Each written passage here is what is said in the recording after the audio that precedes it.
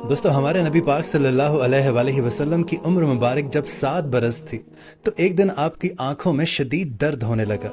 नबी पाक सल्लल्लाहु अलैहि वसल्लम के दादा जान अब्दुल मुत्तलिब ने हमारे नबी पाक सल्लल्लाहु अलैहि वसल्लम का बहुत इलाज करवाया, लेकिन हमारे नबी पाक सल्लल्लाहु अलैहि वसल्लम की आंख मुबारक का दर्द में कोई खास फर्क नहीं पड़ा। नबी पाक सल्लल्लाहु अलैहि वसल्लम के दादा बड़े परेशान थे कि मैं हर जगह से अपने पोते का इलाज करवा चुका हूं, लेकिन उन्हें कोई आराम नहीं आ रहा। वो बहुत ही परेशान हालत में बैठे हुए थे कि किसी ने हजरत अब्दुल मुत्तलिब से पूछा कि ए मक्के के सरदार, आप बहुत परेशान लग रहे हैं। तो हजरत अब्दुल मुत्तलिब कहने लगे कि ए मेरे प्यारे दोस्त, मेरे पोते की आंखों में दर्द रहता है। मैंने हर जगह इलाज करवाया, लेकिन नबी पाक सल्लल्लाहु अलैहि वसल्लम की आंखों से दर्द नहीं जा रहा। तो वो शख्स कहने लगा कि ए मक्के के सरदार, फलां जगह एक तबीब है जो दवाई भी देता है और दम भी करता है। मक्के के बहुत सारे लोगों को वहां से शिफा मिली है। तो उस बंदे की बात सुनकर हजरत अब्दुल मुत्तलिब बहुत खुश हो गए। आपने उसी वक्त हमारे नबी पाक सल्लल्लाहु अलैहि वसल्लम को अपने हमरा लिया और उस तबीब की तरफ चल पड़े। और जब आप वहां पहुंचे तो उसका दरवाजा बंद था। आपने आसपास के लोगों से दरियाफ्त किया कि इस तबीब का दरवाजा कब खुलता है और ये कैसा तबीब है। तो लोग हजरत अब्दुल मुत्तलिब को बताने लगे कि ए बंदा खुदा, इस तबीब के हाथ में बड़ी शिफा है, ये दम भी करता है और ये दवा भी देता है। यहाँ पर कोई भी शिफा के बगैर नहीं जाता। तो हजरत अब्दुल मुत्तलिब पूछने लगे कि ये तबीब कहाँ है। तो लोगों ने कहा कि ये तबीब अपने घर के अंदर ही है। तो हजरत अब्दुल मुत्तलिब कहने लगे कि ये दरवाजा तो बंद है, मुझे बताओ कि ये दरवाजा कब कब खुलता है। तो लोगों ने कहा कि ये दरवाजा कई कई दिन तक बंद ही रहता है। ये बंदा अपनी मर्जी का मालिक है, जब इसका दिल करता है ये खोलता है और जब नहीं करता तो ये बंद रखता है। अब लोगों के मुंह से इतनी ही बात निकलनी थी कि शदीद जलजला आया।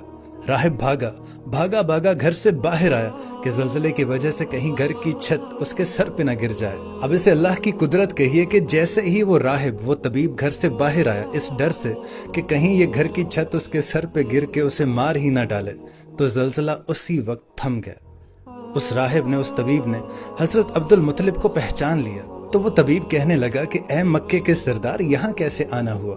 तो हजरत अब्दुल मुत्तलिब ने राहिब से कहा कि ए राहिब, मेरे पोते की आंखों में बहुत दर्द रहता है। मैं कई तबीबों से इलाज करवा चुका हूँ, लेकिन इसकी आंख में दर्द मुसलसल रहता है और मुझे किसी ने बताया है कि आप दम भी करते हैं और दवा भी देते हैं। अब ये पोते का इलाज आप कीजिए। अब वो तबीब नबी पाक सल्लल्लाहु अलैहि वसल्लम के चेहरे मुबारक पर नजर मारता है और काफी देर आपके नूरानी चेहरे का दीदार करता रहता है। और फिर राहिब एक कमरे में गया, गुस्ल किया, नए कपड़े पहने, खुशबू लगाई और आसमानी किताबों के कुछ सफ़ात पकड़कर अपने घर से बाहर आया। अब वो तबीब कभी आसमानी किताबों के वो सफ़ात को देखता और कभी वो नबी पाक सल्लल्लाहु अलैहि वसल्लम के नूरानी चेहरे को देखता। वो फिर उस किताब की तरफ देखता और वो फिर नबी पाक सल्लल्लाहु अलैहि वसल्लम का दीदार करता। और ये सिलसिला मुसलसल चलता रहा। कभी वो उन औराक को देखता, उन आसमानी किताबों की तरफ, और कभी वो नबी पाक सल्लल्लाहु अलैहि वसल्लम की दीद का नजारा करता।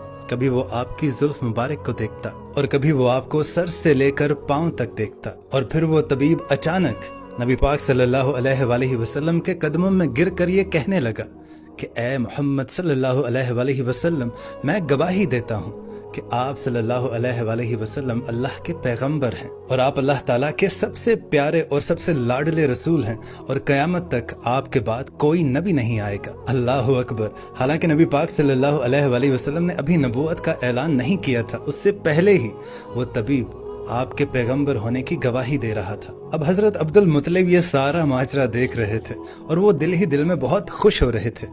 फिर हजरत अब्दुल मुत्तलिब ने उस तबीब से कहा कि ए तबीब, जिस काम के लिए हम आपके पास आए हैं वो काम भी हमारा कर दीजिए। मेरे पोते की आंखों में बहुत दर्द रहती है, आप इसको दम भी कीजिए और इसके लिए दवा भी दीजिए। तो वो तबीब कहने लगा कि ए मक्के के सरदार, मैं इनका इलाज क्या करूं। तो अब्दुल मुत्तलिब कहने लगे कि मैं इसी काम के लिए तो आपके पास आया हूं। तो ये बात सुनकर उस तबीब की आंखों से आंसू जारी होने लगे और वो कहने लगा कि ए अब्दुल मुत्तलिब, आपने अभी अपने पोते मोहम्मद सल्लल्लाहु अलैहि वसल्लम को समझा ही नहीं है। ए अब्दुल मुत्तलिब, आप एक तबीब को एक मरीज के पास ले आए हैं।